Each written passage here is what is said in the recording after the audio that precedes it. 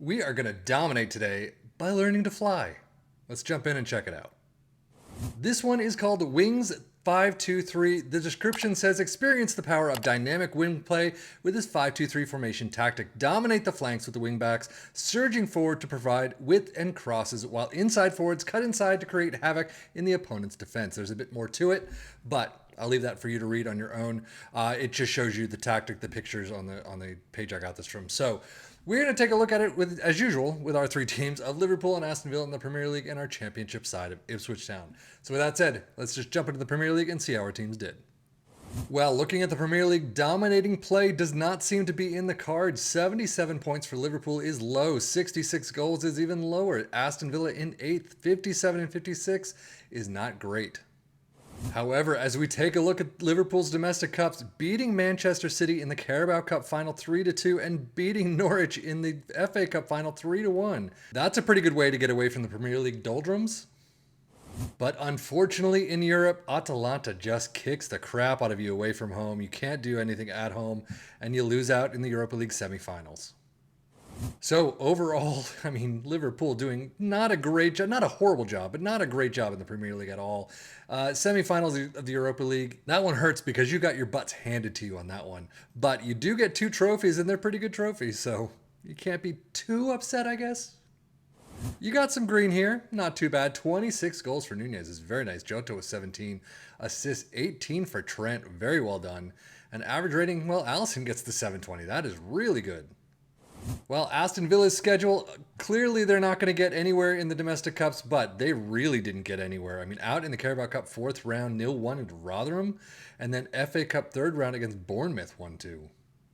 But just like Liverpool, they are dropped out in the semifinals of the Europa Conference League. Unfortunately, I mean, I guess fortunately for them, not by as much as Liverpool lost, but they lose both legs and they're out.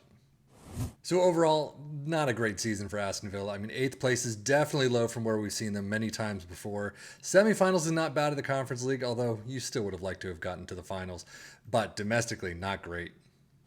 Squad-wise, yeah, I'm not surprised. There's not a lot of green here. But 15 goals for Zaniolo, 15 for Leon Bailey, assist 15 for Digne, and then average rating, well, Robin Olsen gets in there, but Douglas Luiz with a 709. Data hub for Liverpool, you have some attacking numbers, but the goals just clearly are not there. Defensively, not too bad.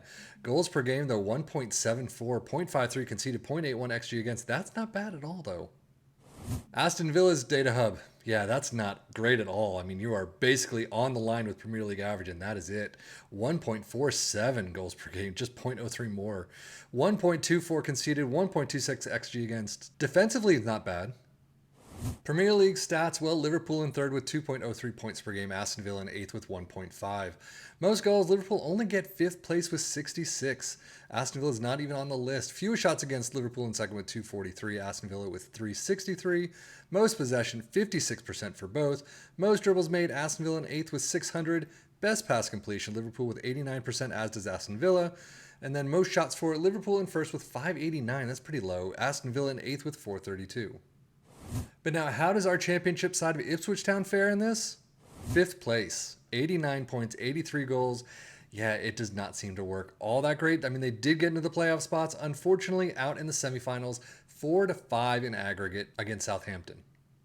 Domestically, didn't get far. Chelsea beats them out in the Carabao Cup 2nd round 1-3, and then FA Cup 4th round 0-1 against Millwall. So overall, not the most fantastic of tactics for this team so far. 5th place is not bad, but they'll never get through the playoffs. They almost never do. Very rarely do they ever. But overall, it didn't seem to work very well for them. Squad-wise, 4 in the green. Wow, 17 goals for Chaplin, though. 15 for Hurst. He's actually getting in there. 17 for Leif Davis. And average rating, well, Fabian Rieder gets a 726. That's not bad. Championship stats, 1.85 points per game for Ipswich. Most goals in 4th with 87. Fewest shots against in 2nd with 368. Most possession with 56%. Most dribbles made in 8th with 676. Best pass completion with 90%. And most shots for in 6th with 547. But now let us dive into the tactic itself and take a deeper look. It starts with a sweeper keeper in support, ball playing defenders on the left and the right in defend, with a central defender in defend in the middle, wing back in support on both sides, the box to box in support next to a deep lying playmaker in defend, inside forwards in attack, and then an advanced forward in attack up front. Balanced mentality, in possession attacking width is fairly wide, passing directness is shorter, tempo is higher, mix crosses and be more expressive. In transition, counter press, counter, distribute quickly and distribute to the back line. And then out of possession, a high press line of engagement, a higher defensive line, and trigger press more often. So how did this do overall for our three teams? To be honest, I don't think it fared all that well. I think one of the biggest problems right now is there's not a lot of an attacking side. It's got the defense to a T. It looks great in defense for our three teams. Definitely on par or better than what, their normal defensive data looks like. Unfortunately, it's the attacking side that just didn't work for these three teams. I mean, it could be that they used a specific team and it worked really well. But unfortunately for us, none of these three teams really fared all that well. I mean, the goals just aren't there and they're really kind of on the Premier League average. So it could definitely be a story of you just need to get in there, deal with each match, deal with the changes for each match, transfers, training, things like that. And I'm sure you could do a much better job than we got here. But overall, in this holiday save, it didn't work very well. But that's it for me, 7FM, for the Football Manager blog channel, saying thank you as always for watching. Take care and enjoy.